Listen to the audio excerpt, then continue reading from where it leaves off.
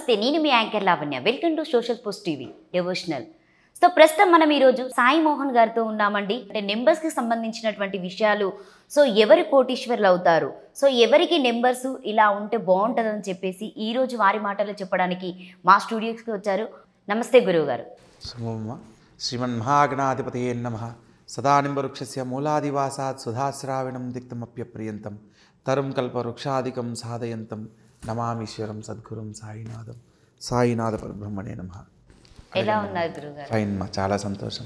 So గురువు గారు, దాదాపుగా ఇప్పుడు మనకి నెంబర్స్ చాలా వరకు ఉంటాయి. అసలు నెంబర్స్లో మాస్టర్స్ నెంబర్స్ అని, యూనివర్స్ నెంబర్స్ అని కొన్ని ఉంటాయి. సో వాటి గురించి మీరేం చెప్తారు? తప్పకుండా తెలియజేస్తానమ్మా. మనకు లక్కీ నెంబర్ అనగానే ఏదైతే ఒక సంఖ్యగా ఉంటుందో దాన్ని లక్కీ నెంబర్గా భావిస్తాం. అదే సంఖ్య 2 సార్లు కనుక వచ్చిందంటే దాన్ని మాస్టర్ నెంబర్గా చెప్తాం అన్నమాట. మాస్టర్ నెంబర్ అని అంటే ఇప్పుడు 1వ సంఖ్య 11వ తారీఖు అనుకోండి, దాన్ని మాస్టర్ నెంబర్ అంటారు. అంటే అదే సంఖ్య రవి యొక్క ప్రభావము రెండింతలుగా ఉంటుంది అని దాని యొక్క అర్థం అనమాట. అందుకని దీన్ని మాస్టర్ నెంబర్ అంటారు.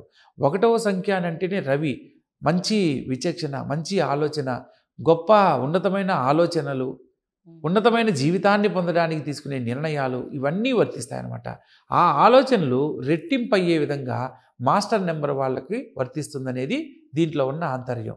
ఇక ఏంజల్ నెంబర్స్ అంటారు. ఏంజల్ నెంబర్స్ అంటే ఇదే సంఖ్య 3 సార్లు రావడం. 11 111 అన్నమాట. తర్వాత సంఖ్య 111 అంటే మనకది ఏంజల్ సంఖ్యగా చెప్తారు.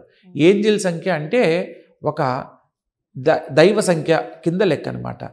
111 అంటే ఇంకా వారికి సూర్యుని యొక్క ప్రభావము, అంటే సూర్యుని యొక్క తత్వాలతో కూడిన అంశాలు వారి జీవితంలో ఎన్నో చూస్తారు అనేది దాని యొక్క ఆంతర్యం.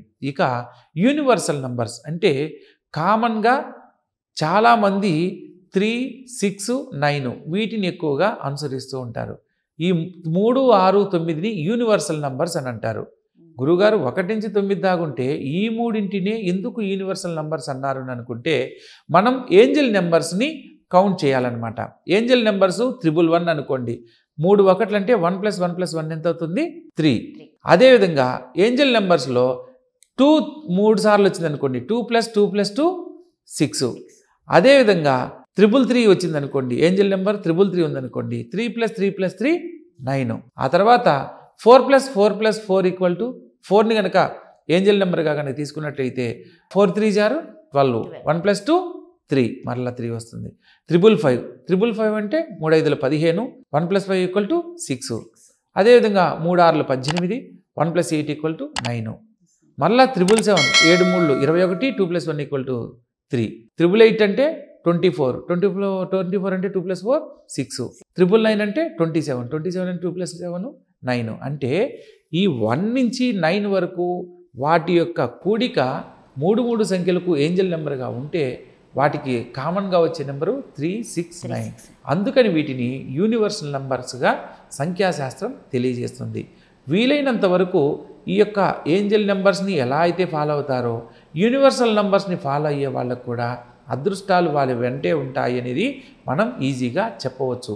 8 సంఖ్యను ఇలా హారిజంటల్గా చూస్తే ఇన్ఫినిటీ అవుతుంది. ఇన్ఫినిటీ మీన్స్ అనంతం. 888ని ఫాలో అయ్యే వాళ్ళు అనంతమైన సంపదను పొందుతారు. మనకు ఈ యొక్క అరిచేతిలో ఈ యొక్క శుక్రభాగంలో 888 కనుక రాసుకొని వారి యొక్క మనసులో గ్రీన్ కలర్ పెన్నుతోటి 888 అని రాసుకొని మనసులో ఉన్న సంకల్పాన్ని చెప్పుకోవాలి. నేను ఈ రోజు నుంచి అత్యద్భుతమైన జీవితంలో స్థిరపడబోతున్నాను. ఆర్థికంగా నేను చేయబోతున్న వ్యాపారంలో ఉన్నతిని అత్యంత శీఘ్రముగా, అంటే అతి త్వరగా నేను పొంది వ్యాపార సంస్థలను ఎక్కువగా స్థాపించగలిగిన ఉన్నతమైన జీవితాన్ని నేను పొందబోతున్నాను. అంటే ప్రతిదీ మనం పాజిటివ్గా, మనకు వేదశాస్త్రాలు ఏం చేస్తాం, మంత్రం రూపంలో చదువుతాం. మనకు అది రావాలి ఇది రావాలని అమ్మవారికి సంబంధించిన మంత్రమో, లేకపోతే కుబేర మంత్రము, ఓం యక్షాయ కుబేరాయ వైశ్రవణాయ ధనధాన్యాధిపతయే ధనధాన్య సమృద్ధిమే దేహి మేధాపయ స్వాహ అంటే ఇది లక్ష్మీ కుబేర మంత్రం. ఆ మంత్రాన్ని 10,000 8 సార్లు కనుక మనం పఠించినట్లయితే ఆర్థిక లాభాన్ని పొందుతాం. అదే సంఖ్యాశాస్త్రంలో 888 అనేది ఈ యొక్క మన అరచేతి మీద కనుక రాసుకొని ఎవరి జీవితంలో అయితే ఆర్థిక పరంగా సమస్యలతో సతమతమైపోతున్నా లేదా వ్యాపారం సరిగా నడవట్లేదని బాధపడుతున్నా వారు మనసులో ఒక సంకల్పాన్ని చెప్పుకోవాలి. ఈ రోజు నుంచి నా వ్యాపారంలో దినదినాభివృద్ధి చెంది ఆర్థికంగా గొప్ప జీవితాన్ని పొందుతున్నాను, అతి శీఘ్రంగా నేను ధనవంతుణ్ణి కాబోతున్నాను అని మనసులో చెప్పుకొని 888 అనే సంఖ్యను గ్రీన్ కలర్ పెన్తో కనుక రాసుకున్నట్లయితే వారి జీవితాలలో ఇక మరలా వెనక స్టెప్ బ్యాక్ స్టెప్ అనేది ఉండదమ్మా. ఆర్థిక పరంగా వాళ్ళు ఏ ఆలోచన చేసినా దాంట్లో ఆదాయము రాబడి పెరుగుతూనే ఉంటాయి. ఆర్థికంగా గొప్పగా ధనవంతులు అవ్వడానికి కారణమవుతుంది. ఓకే గురువుగారు. సో థ్యాంక్ యూ గురువు గారు. సో ఈరోజు మన స్టూడియోలో గురువుగారు మనకి సంఖ్యాశాస్త్రానికి సంబంధించినటువంటి విలువైనటువంటి సమాచారాన్ని అందించారు. సో నెక్స్ట్ ఎపిసోడ్లో మళ్ళీ కలుసుకుందాం. So thank you so much. మీకు కనుక ఈ వీడియో నచ్చితే సో మా ఛానల్ని లైక్ చేయండి, షేర్ చేయండి, కామెంట్ చేయండి. So thank you so much.